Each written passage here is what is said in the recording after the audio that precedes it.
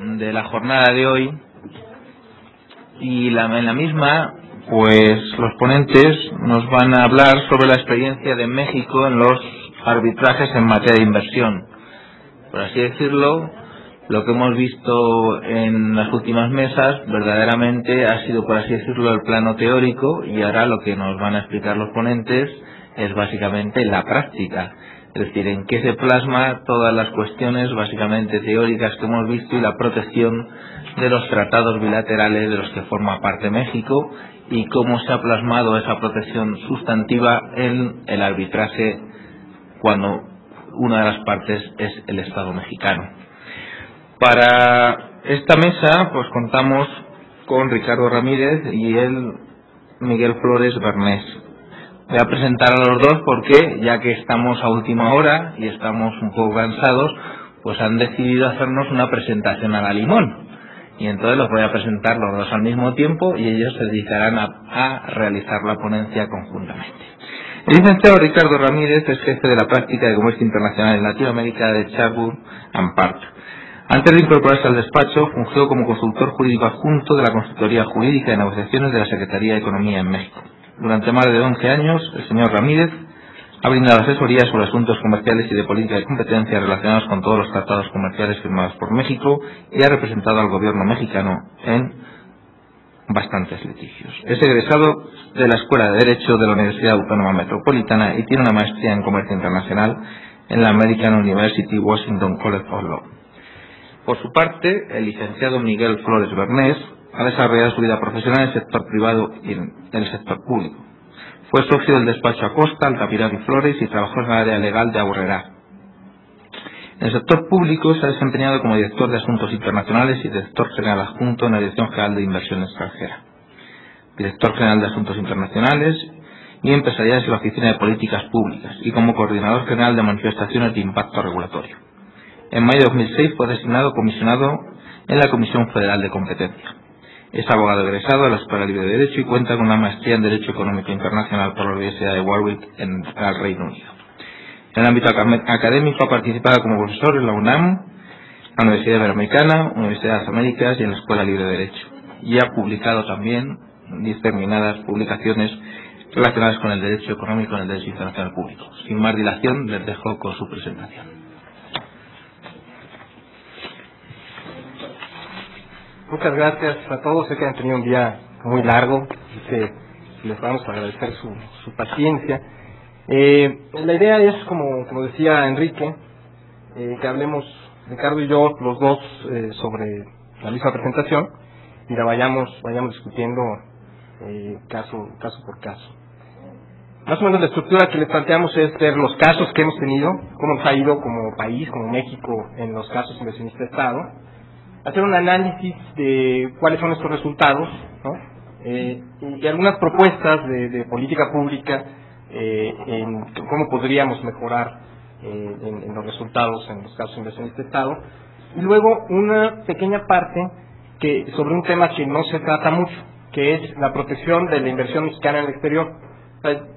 Ya lo decía Carlos García Fernández, que cuando se va a negociar un APRI se piensa, bueno, ¿dónde están invirtiendo los mexicanos? Pero realmente no hay mucho, no se ha hecho mucho en la parte de cómo también vamos a buscar que los mexicanos aprovechen estos APRIs y vean cómo se pueden defender, ¿no? El caso reciente, por ejemplo, el de Cemex, que anda por ahí sonando mucho. Bueno, esa es la estructura más o menos, y aquí estamos ahora con Ricardo. Nunca vamos a ser tan elocuentes como Carlos García, ni Miguel Flores ni yo juntos podemos tener la elocuencia de Carlos García. Pero sí tenemos sus ideas. Entonces se refirió o hizo una analogía con el fútbol. Y bueno, pues pongamos un marcador, ¿no? Inversionistas frente al Estado mexicano. Dos notas antes de que alguno de ustedes me diga ahí que los números pudieran estar mal. Hay un caso que lo tomamos como uno solo, pero hubo dos decisiones, que fue el caso de Waste Management, y hay un caso que todavía no se hace público, que es el caso de ADM, pero que ya ha trascendido en los medios el resultado, y al parecer es una sentencia que condena al Estado mexicano a pagar alrededor de $30 millones. Entonces es básicamente como lo estamos poniendo. Primero hablemos de lo bueno. Los casos ganados, desde luego, en una presentación de este tiempo no podemos referirnos a todos, o no podemos referirnos tan específicamente, y desde luego tanto Miguel como un servidor confiamos que nuestros antecesores explicaron puntos nodales de la interpretación de cada una de las obligaciones, pero nos vamos a referir por si alguno faltó. El primero es Asinian. Realmente el caso se conoce como el caso de Deshona, que es el caso que se refiere a una concesión del municipio de Naucalpan. ¿Qué moraleja? Voy a tratar de hacer un breve comentario sobre cada uno de ellos. ¿Qué moraleja deja este caso? Este caso se refería a un contrato de concesión, y la moraleja que deja el tribunal en este caso es: tú no puedes recurrir al capítulo 11 por una violación contractual. Una simple violación contractual no equipara o no se equipara a una violación de capítulo 11 o una medida equivalente a expropiación. El caso de Waste Management es un caso de también el tema municipal en relación con una concesión del municipio de Acapulco. Aquí hay dos moralejas que deja este caso. Como había mencionado, hay dos decisiones. La primera es una de tipo procesal. La cláusula que se mencionaron Cecilia y Carlos de renunciar a los procedimientos internos cuando recurres a un procedimiento arbitral, en este caso el inversionista se renunció, pero de manera wishy-washy, como se puede decir, y el tribunal descartó el caso en su totalidad. Es decir, la moraleja detrás o la lección detrás de esto es: los requisitos procesales se tienen que cumplir, y si no se cumplen, todo el proceso se va para atrás. El siguiente es Fireman's Fund. Este es un caso en el cual el Banco de México negó la autorización de recompra de obligaciones a cargo de Bancrecer, cuyo titular era Fireman's. Más que el fondo de este caso se trajo conforme al capítulo 11.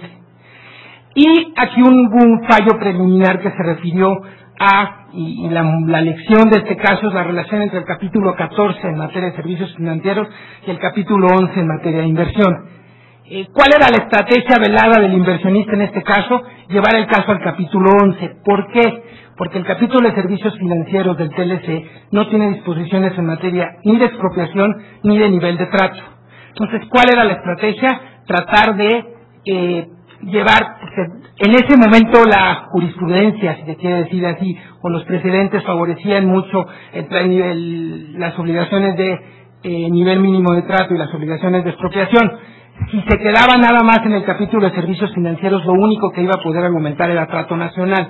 Y claramente la negativa que dio el Banco de México aplicó tanto a nacionales como a extranjeros. Entonces iba a ser un caso muy difícil para ellos. Al final el tribunal le da la razón a México y lo que determina es: este caso debió haberse ventilado conforme al capítulo 14 y no conforme al capítulo 11. El siguiente caso es el caso de GAMI, se llama GAMI Investments, era una tenedora de acciones de una empresa mexicana, dueña de ingenios azucareros. Argumenta contra la política azucarera del gobierno de México y la explotación de ingenios, propiedad indirecta de su inversión. ¿Cuál es la moraleja? Este es uno de tantos casos, y a esto nos referiremos tanto hoy como el día de mañana, que tienen esta relación con el tema fructosa, azúcar, política azucarera. Entonces este es uno de ellos. ¿Qué moraleja nos deja? Dos cosas. Primero, una discusión fuerte sobre si un inversionista minoritario podía iniciar esta controversia. GAMI Investments era un inversionista minoritario de GAM, de Grupo GAM, que era el dueño de los ingenios. El tribunal dijo claramente que sí.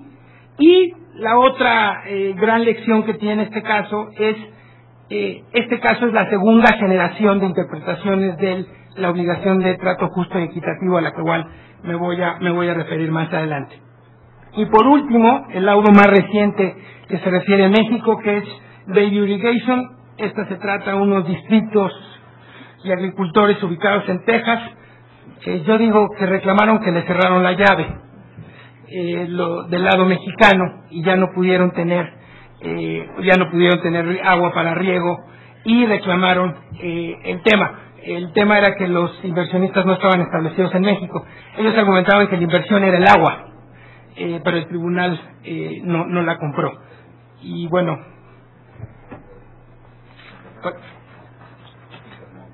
Sí, perdón. El de los juegos, ¿cómo se me va a olvidar? El último caso que olvidé mencionar es el caso de Fondo Bergami. Este era una clausura, o la Secretaría de Gobernación clausuró unos establecimientos de máquinas tragamonedas por ser prohibidas conforme a la legislación mexicana. Toda una discusión sobre qué era una máquina tragamonedas. La lección que nos deja este caso y GAMI son la siguiente generación de la interpretación de la obligación de trato justo y equitativo, y nos vamos a referir un poco adelante a esto. Bueno, esos fueron los casos ganados, donde nos fue bien. Los perdidos, tenemos primero el caso Metalclad, que es uno de los casos más citados últimamente en los tribunales arbitrales. Y bueno, hay que decir que este caso se da antes de la interpretación del artículo 1105 del trato justo y equitativo, ¿no? Además fue causa, pues, de la interpretación. Aquí se fue tan mal el tribunal arbitral en la interpretación del trato justo y equitativo que hubo necesidad de intervenir el sistema para corregirlo, porque aquí los árbitros fueron por la libre totalmente, poniendo en riesgo todo el sistema del Telecam. Bueno, pero ahí, al final de cuentas, nos condenaron ya no por trato justo y equitativo, porque eso la Corte de British Columbia lo echó abajo, pero sí nos condenaron por una expropiación indirecta, que fue una medida que también se le ocurrió a un gobernador, que dice que se encontró unos cactus rarísimos ahí cerca del confinamiento de residuos tóxicos. Entonces ya no se podía hacer nada en esa zona porque había unos cactus muy raros. Entonces, bueno, es una típica, clara de libro de texto, medida equivalente a expropiación. Marvin Roy Feldman, pues, es una negativa de la Secretaría de Hacienda para devolver el IEPS por la exportación de cigarros. Y ahí lo importante es esta interpretación que se hace del artículo 1102 del Trato Nacional, donde queda claro pues que no tiene que ser una discriminación de jure, ¿no?, sino con que sea una discriminación de facto también está contemplada en el Tratado de Libre Comercio Americano del Norte y en la interpretación del Trato Nacional. TECNET pues es Metalclad 2 en alguna manera, porque también es un confinamiento de residuos tóxicos. Esto se lleva a cabo ya no en el contexto del TLC, sino en el contexto del Ártico en España, y también se da antes de que tengamos interpretaciones claras, no solo en México, sino en el mundo, sobre lo que se debe entender por trato justo y equitativo. En este caso, el INE, el Instituto Nacional de Ecología, otorgó autorizaciones y luego las retiró, y eso se impidió que se llevara a cabo, pues se pudiera seguir usando este confinamiento de residuos tóxicos, lo cual también se encuadra dentro de lo que en libros de texto se puede considerar una expropiación indirecta. Y por último, el tema de ADM, Tate and Lyle Ingredients, que es la aplicación del IEPS respecto al 20% de los refrescos que utilizan fructosa. O sea, los refrescos que utilizan fructosa se les iba a cobrar 20% del IEPS, y a los que usaban azúcar, pues no. Entonces, aquí evidentemente pues, había una manera de favorecer a los cañeros para que vendieran azúcar a los refresqueros, y esto se hace a través de una medida legislativa, a través del Congreso, y pues aquí no tenemos todavía el laudo. Ahí hay una falta de transparencia, podemos decir, de la Subsecretaría de Negociaciones Comerciales o de quien tenga ese laudo, porque ya está ahí, pero no lo tenemos enfrente.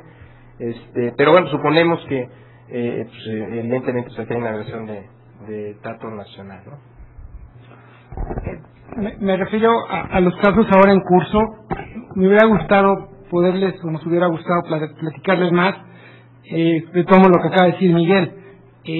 La Secretaría tiene una obligación, de hecho conforme al Telecam muy clara, porque hay inclusive una decisión de la Comisión de Libre Comercio, de hacer públicos todos los escritos. Entiendo que ADM, el escrito de el laudo de ADM ya es público y todos los escritos también. Bueno, los escritos también ya fueron presentados. Si ustedes van a la página de la Secretaría de Economía, ningún escrito de estos dos casos, que son los casos en curso, de estos tres casos, se han hecho públicos, ¿no? Ahí hay un tema, no les puedo platicar más. Sabemos desde luego que ADM se refiere a esta restricción del IEPS. Tiene todo un contexto internacional que tiene que ver con una decisión en la OMC, tiene que ver con dos decisiones en la OMC, con decisiones de paneles del TLC de América del Norte. El ejemplo está al sur, son inversionistas de Argentina y de Francia que invocan los APRI respectivos. Es el caso del DRENAVE, donde el gobierno federal requisó y revocó la concesión dada a estas empresas. Y bueno, los dos casos que le siguen a ADM, que es Corn Products y Cargill, que son otras empresas productoras de fructosa, creo que son casos espejo del caso de ADM.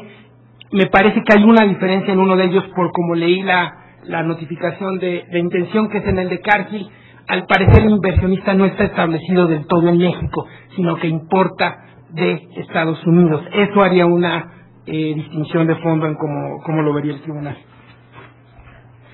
Bueno, y ya poniéndolo en pesos y centavos, pues cuánto hemos perdido, ¿no? En Metaclar nos costó $16 millones, ese cactus raro que se encontraron por ahí. 1.8 millones de dólares el caso Feldman, 7.5 millones de dólares el caso Tecmet y aproximadamente 33 millones de dólares el caso ADM. Total, 58 millones de dólares aproximadamente que lo ha tenido ya que pagar o está a punto de pagar el gobierno mexicano por casos perdidos. Son muchos, son pocos, pues todo es relativo, ¿no? Nos han demandado por más de 1,000 millones de dólares, entonces nada más hemos pagado 58 millones de dólares, puede ser que sea poco, ¿no? Pero de es una cantidad fuerte, sobre todo para un país pobre como México, ¿no? Siempre pensamos que, y te tomo parte de la lógica que hablaba Carlos en la exposición anterior, siempre hablamos que estos tipos de instrumentos son el diablo, ¿no? Y son malos, es un tema, hemos dejado la soberanía en este tipo de instrumentos. Quizá habría que hacer una autocrítica. Si revisamos las medidas y revisamos lo que hizo el gobierno de México o sus diversas entidades en estos casos, pues ustedes díganme si a la luz de cualquier estándar de justicia estábamos bien. Dejo a un lado el caso a Feldman. ¿Por qué dejo a un lado el caso a Feldman? Primero, porque es una decisión muy discutida, y segundo, porque aquí había un inversionista que se estaba aprovechando de un área gris de la ley, que era el tema de la devolución de IEPS. Pero al lado dejando a un lado el caso Feldman, hablemos de los otros, hablemos del caso de Tecmet. A Tecmet se le niega una renovación con un escrito del Instituto Nacional de Ecología de una hoja, de un párrafo, se le niega la renovación de su operación. Al Congreso, el Congreso emite una ley claramente violatoria de trato nacional. Se le dijo al Congreso, si ustedes leen las crónicas del Congreso, el diario de debates, el Congreso dijo, es una medida proteccionista que estamos tomando contra los malditos productores de fructosa, ¿no? Hay una clara intención del Estado mexicano de actuar en violación a trato nacional. Y bueno, no se diga lo que pasó en Metaclar, que dejamos a un lado esta parte de la interpretación donde se fueron más allá. La parte que quedó y la parte que al final sostuvo el juez de Canadá era muy válida. Tú declaraste una zona ecológica, una reserva ecológica, una cosa que no era, con un motivo y una lógica claramente proteccionista. Entonces, si hacemos una reflexión al final de este tipo de medidas, pues la lección es que a los ojos de cualquier estándar no estábamos tan mal. Y las que ganamos, la verdad, había un tema real donde no había una discriminación en los casos de las concesiones. Realmente era un tema de incumplimiento de contrato. En el caso de Zona habían prometido 20 camiones y creo que habían dado uno usado. En el caso de Acapulco habían prometido que iban a tener 90% de la recolección de basura y al final lograron hasta 50. Entonces tiene un tema de que al final el Estado mexicano había actuado de manera legítima. Como dice en el caso Gami, había un tema de que quizá el Estado no fue lo más pulcro, pero realmente no hay una acción deliberada del Estado de afectar al inversionista. Bueno, aquí la evaluación de costos y beneficios de cómo nos ha ido. La primera es que, bueno, cada vez que hay un caso en contra de México, lo primero que sale y lo primero que aducen los abogados es que México es un país corrupto y hay acusaciones de corrupción, de negligencia del gobierno, de falta de certeza jurídica en nuestras leyes y demás. Y siempre se pone en entredicho el sistema jurídico mexicano. Eso podría tener un costo, digamos, en materia de promoción de inversiones, que sería una mala imagen. Es posible, pero la ventaja es que también no son muy populares estos casos, o sea, no son tan conocidos. Las reclamaciones que se presentan pues no salen en los periódicos, ni tampoco son digamos, platicados en la comunidad empresarial. Entonces, no hay evidencia, pues, de que esté permeando estas acusaciones de corrupción o de falta de certeza jurídica. Y bueno, también es sabido que los litigantes van a tratar de hacer su caso lo más radical posible, ¿no? Otra cuestión es que las reclamaciones menos sólidas, no hablamos ya de todos los avisos que se han presentado y que no han terminado en casos, pero el hecho es que hay una mayor cantidad de avisos que no han llegado a los paneles arbitrales, y eso significa que los ciclos están funcionando. O sea, aparentemente sí están funcionando y no están llegando las demandas frívolas a casos, y casos evidentemente que no deberían de haber llegado tan lejos como Bayview, también han sido bien manejados por los tribunales, diciendo, bueno, tú no eres un inversionista, no tienes por qué estar reclamando en este sistema. En cuanto al tema de interpretaciones, y ya lo habíamos mencionado anteriormente, hay dos obligaciones principales. Está el tema de Feldman, que fue el tema de trato nacional, pero realmente las dos interpretaciones nodales es la interpretación de expropiación y la interpretación de trato justo equitativo. Por lo que toca expropiación, en dos casos, tanto Athenian como Waite, lo que el mensaje es: no puede recurrir, o el capítulo 11 no se diseñó como una instancia de apelación para el inversionista para que recurra un acto que legítimamente llegó o que firmó con él. Hay un riesgo de negocio que tiene, dice en uno de los casos, un riesgo de negocio que tiene el inversionista. En el caso de Waite, simplemente a los acapulqueños no les gustaba que alguien fuera y les cobrara por recoger la basura. Simplemente, no había nada más, ¿no? En el caso de Athenian, simplemente habían incumplido el contrato, no habían hecho lo que les habían prometido. Entonces, esto no puede equivaler o no puede darle un derecho de acción al inversionista. Y bueno, los otros dos casos, yo no sé a los ojos de quién no, el decreto expropiatorio en Metalclad y lo que se hizo en Tecmed no puede equipararse a una medida expropiatoria. Por otro lado, tenemos el tema del trato justo, está Metalclad y está Tecmed, que dieron una interpretación muy amplia. Después vino la interpretación de segunda generación, que yo llamo, que derivó de la decisión de la Comisión de decir trato justo y equitativo no se trata de un estándar adicional, es un estándar conforme al derecho internacional. Gami y Thunderberg en los dos dijo, bueno, en Gami dijo, a pesar de que hubo mala administración, no fue lo más pulcro el Estado mexicano, esto no se puede equiparar a un acto que viole trato justo y equitativo, el estándar es muy alto. En el caso de Thunderberg, realmente el inversionista se había ido con una expectativa de un oficio de la Secretaría de Gobernación que no tenía ni por qué irse con esa expectativa, y bueno, aquí el tribunal por primera vez castiga al inversionista, idealmente entre líneas lo que dice es una demanda frívola, y lo condena también a costas. Por último, será interesante ver la resolución de ADM. Aquí el gobierno mexicano invocó una defensa de contramedida, una defensa de una medida legítima conforme a Convención de Viena, y va a ser interesante cuando podamos verla, leer la decisión. Por último, ¿qué está en el tintero? ¿Qué va a ser interesante revisar? Renave, va a ser interesante ver cómo se va a interpretar la obligación de trato justo y equitativo. Ya tienes todos estos estándares que fijó Gami y Thunderberg, cómo se van a plasmar en APRIS, suscritos por México, porque esta controversia se está ventilando conforme a APRIS, y bueno, la interpretación de trato nacional que salga del tema de ADM.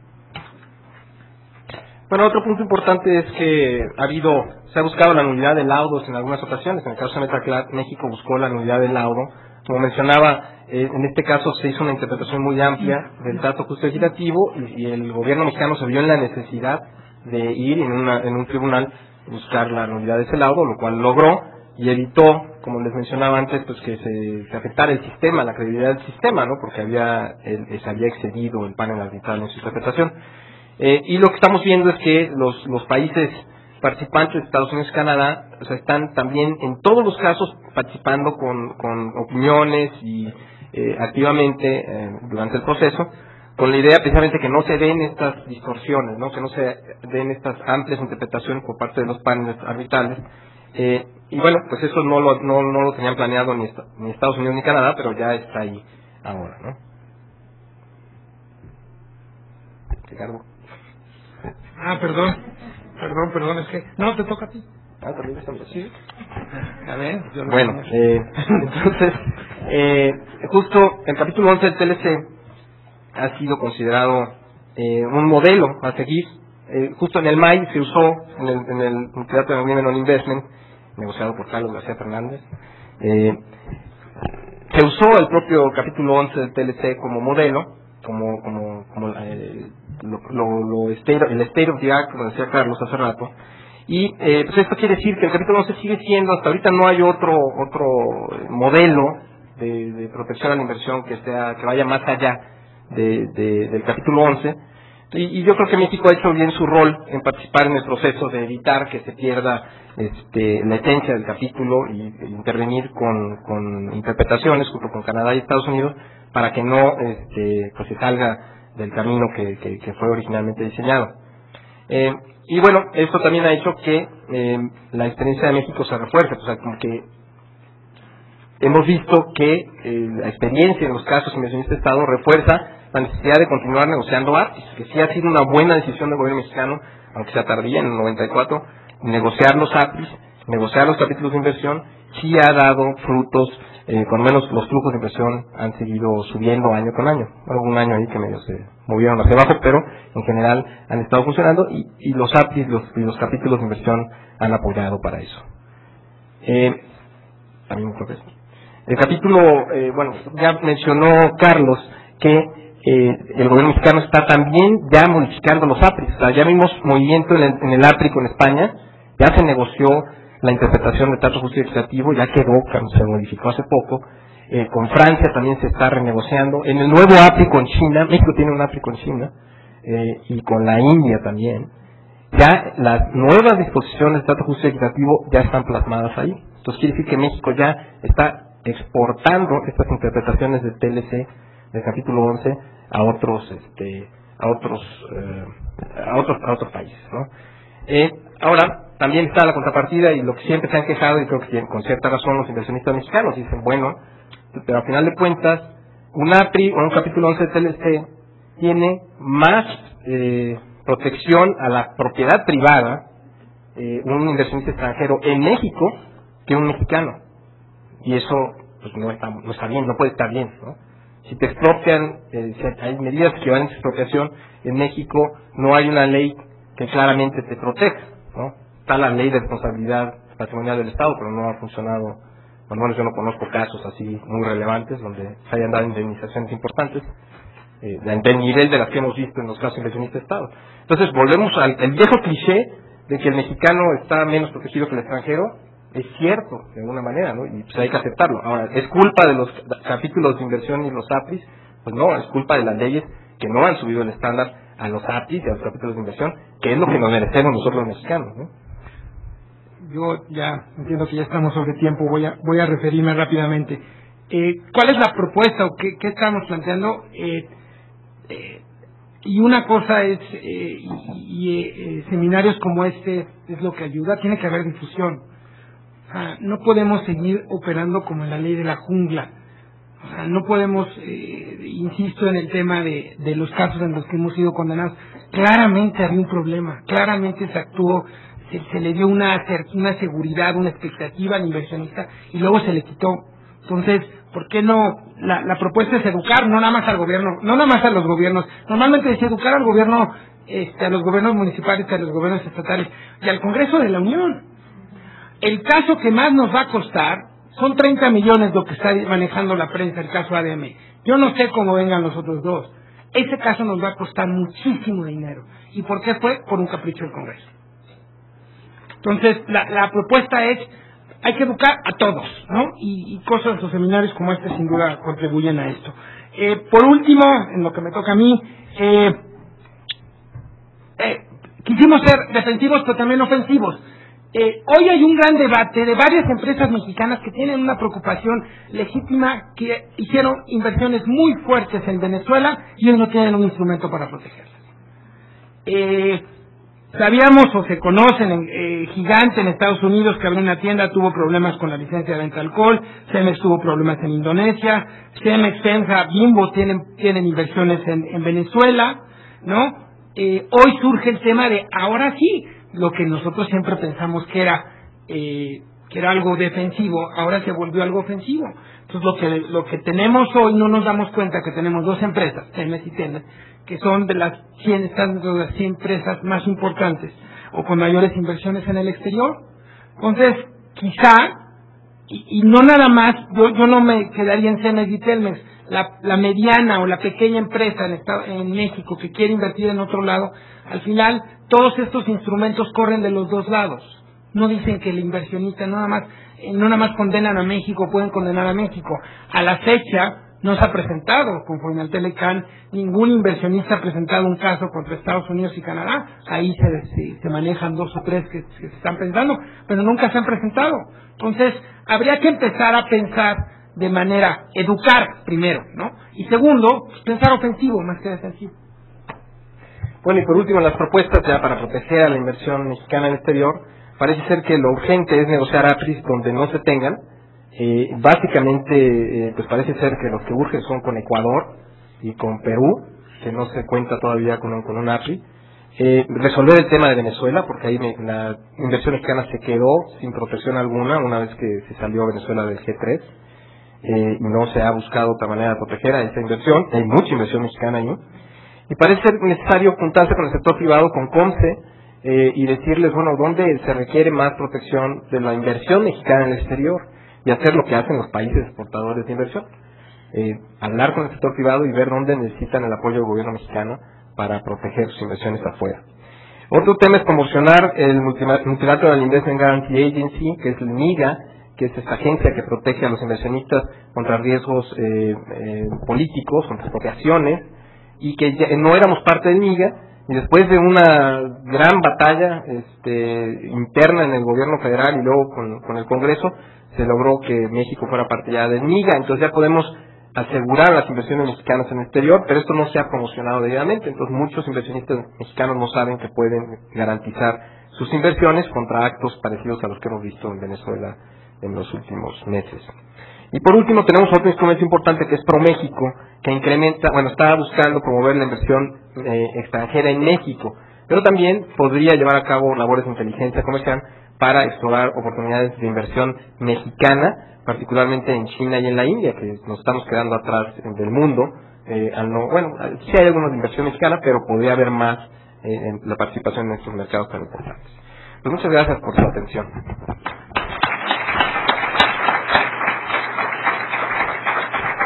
Muchas gracias a los ponentes y vamos a ver si hay alguna pregunta.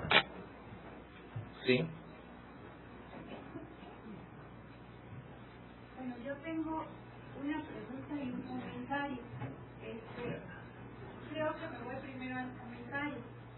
Una de las cuestiones que menciona aquí en relación con que debe haber una coordinación entre el sector público y el sector privado en materia de inversión, considero yo que es algo verdaderamente importante, porque si bien, y esto, no sé si esté por aquí las autoridades de la Secretaría de Economía dedicadas al tema de la inversión que hablaron hace un momento, lo comento por lo siguiente: si bien la Secretaría de Economía tiene un área dedicada a la inversión y promueve en reuniones con los secretarios con las SEDECOs de los estados el tema de la inversión, se hace esto únicamente a nivel de promoción de inversión, pero nunca se habla en estas reuniones a nivel de casos y de la problemática que se debe tener, o más bien el cuidado que se debe tener para, al momento que se promueve la inversión, tener la legislación, tanto en los estados como en los municipios, que sea adecuada y que sea armonizada con la legislación internacional. Esto no se hace, solamente se hace por parte de la Secretaría de Economía a nivel de promoción de inversión. No se habla de estas cifras que se tienen que pagar por el gobierno mexicano para efecto de que cuando ya estamos nosotros perdiendo los casos, eso no se toca, y yo considero que es una cuestión formativa que las autoridades federales deben de considerar para promocionar a nivel estatal y municipal, porque finalmente es en los lugares en donde más puede afectar eso, no son quienes determinan o violan la la legislación que nos lleva a este tipo de casos. Ese sería mi comentario. Ahora, mi pregunta es en relación con un tema que manejó hace un momento el Miguel Flores, que lo menciona de las presentaciones de casos frívolos, ¿no?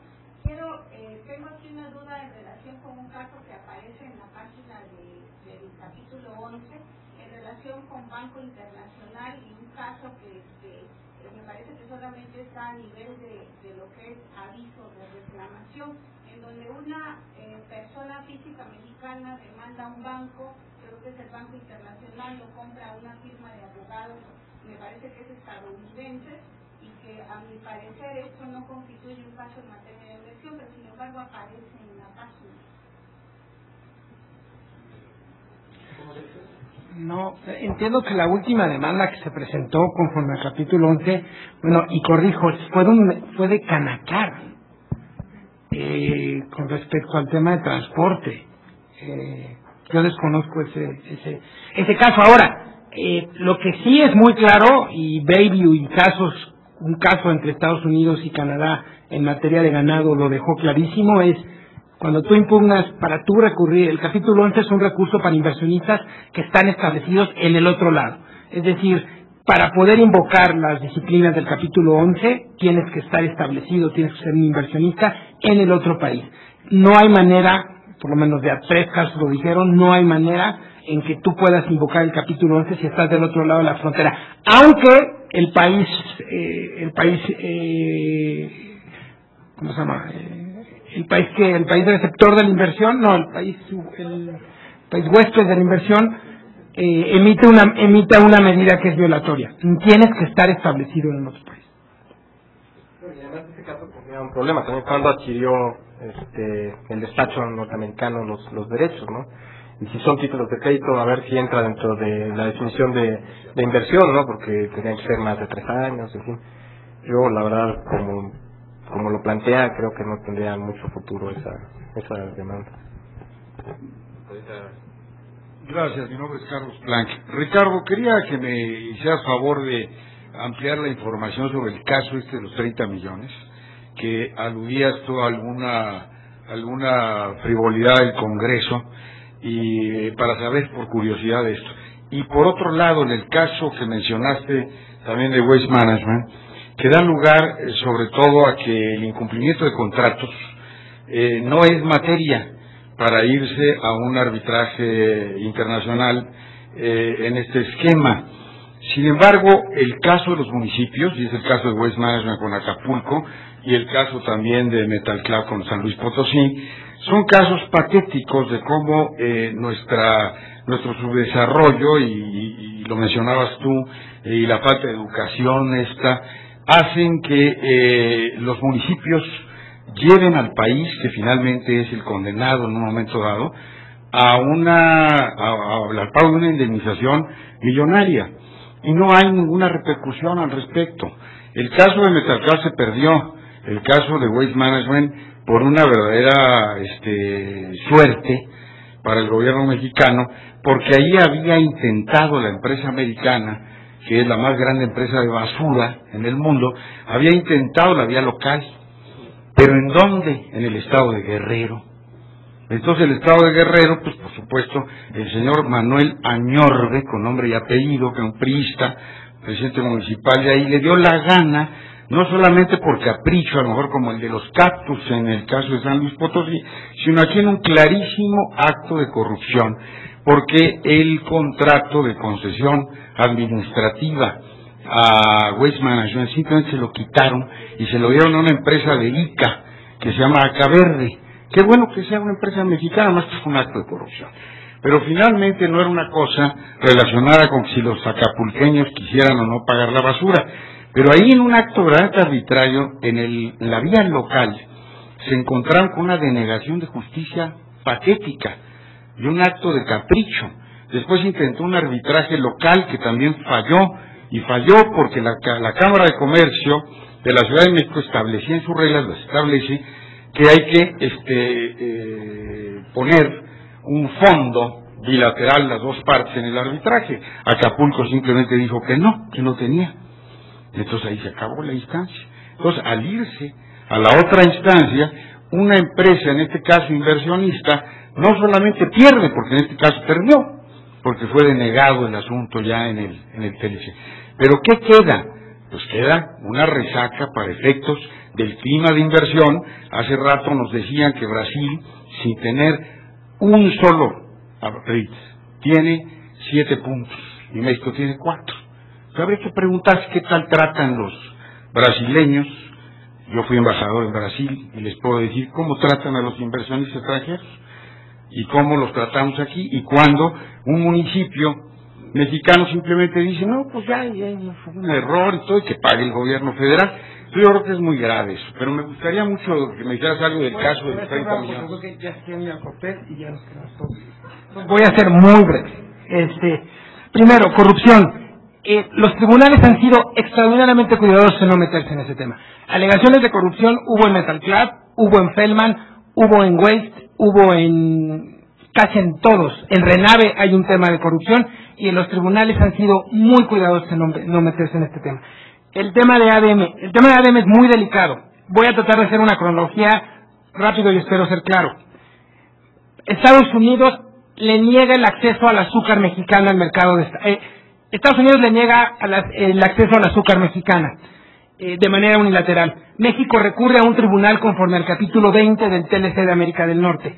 Estados Unidos se niega a establecer el tribunal y se niega a pesar de varios intentos. Entonces Estados Unidos no quiere resolver la controversia.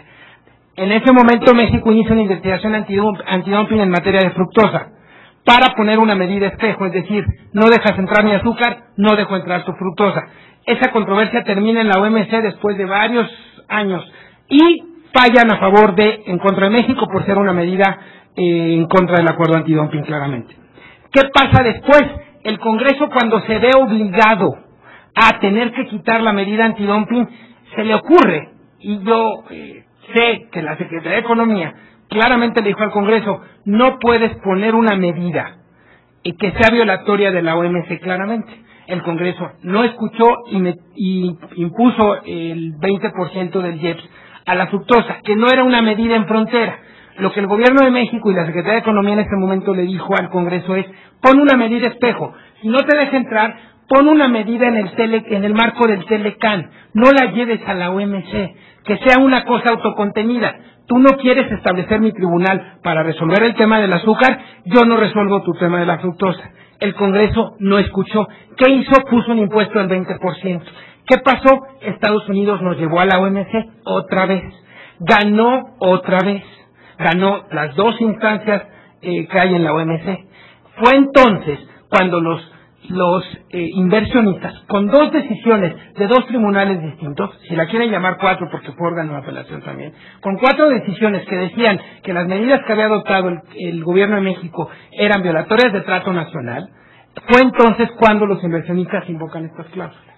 Entonces, la historia es que hubo, y se le dijo, y al final el Congreso dijo, bueno, va a costar 30, y yo creo que va a costar 100, Al final es una medida y el Congreso mexicano, se envolvió en la bandera. Además, no había ni cómo defenderla. La defensa del Gobierno de México, y entiendo que en ADM va por el mismo lado, ni siquiera puedes decir que no es una medida dirigida a proteger la producción nacional, porque los diarios de debate del Congreso dicen claramente que la pusieron para proteger a los productores de azúcar. Entonces no había manera que el Gobierno de México pudiera defender que no había una violación al trato nacional. El Gobierno de México lo que tuvo que decir es, y en ADM lo dice, porque esa defensa fue pública, lo que dice el Gobierno de México en ADN es, estoy tomando una medida para hacer cumplir a Estados Unidos el que establezca el tribunal.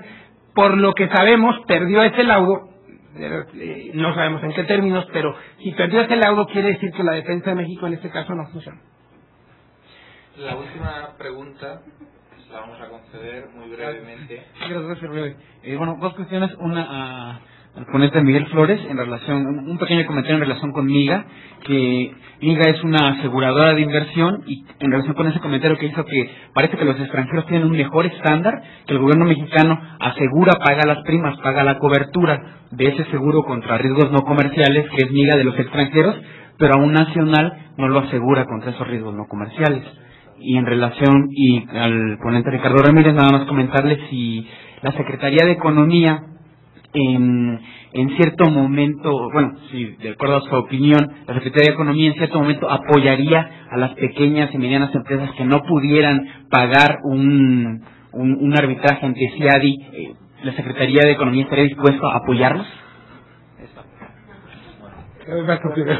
Rápido sobre Miga, no es que el gobierno pague las primas, ¿no? Sino que lo que hace es que hay un seguro, Miga ofrece un seguro a los inversionistas, pero solamente lo podría ofrecer si el gobierno es parte de la convención, ¿no?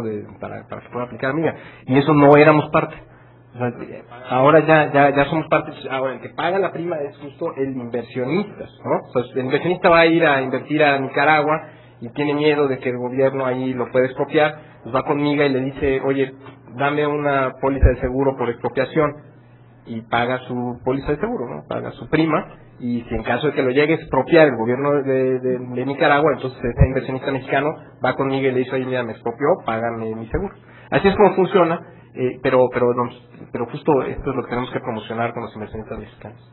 La respuesta a tu pregunta es no creo que la Secretaría de Economía dé financiamiento para esto, pero sí te dejo la inquietud de que podría haber abogados que defienden este tipo de casos, que de manera pro bono, si el caso es interesante y quieren llevarlo, podría haber abogados privados que incluso lo tomen. Porque acuérdate que a diferencia del tema 19 o 20, el capítulo 11 lleva daños. Entonces podría haber algún abogado que a cambio, como por así, no quiero que nos queramos asemejar a los ambulance chases de Estados Unidos, no, que están buscando a ver quién se lastima para ir a buscar a ver cuánto se lleva del tema, pero aquí es un tema de daños y el TLC, la restitución no es declarativa, es dinero. Entonces podría ser que un abogado pro bono podría decirte, ok, te lo llevo gratis, pero pues un porcentaje de la vez. Podría haber, no sé si lo es. Muchas gracias por la intervención de los ponentes en esta última mesa. Yo creo que ha sido una jornada muy provechosa, bastante larga y cansada también. Y bueno, quedan todos invitados al cóctel. Y los que no, pues nos vemos mañana muy temprano. Creo que a las 8:30 tenemos la primera mesa. Hasta mañana.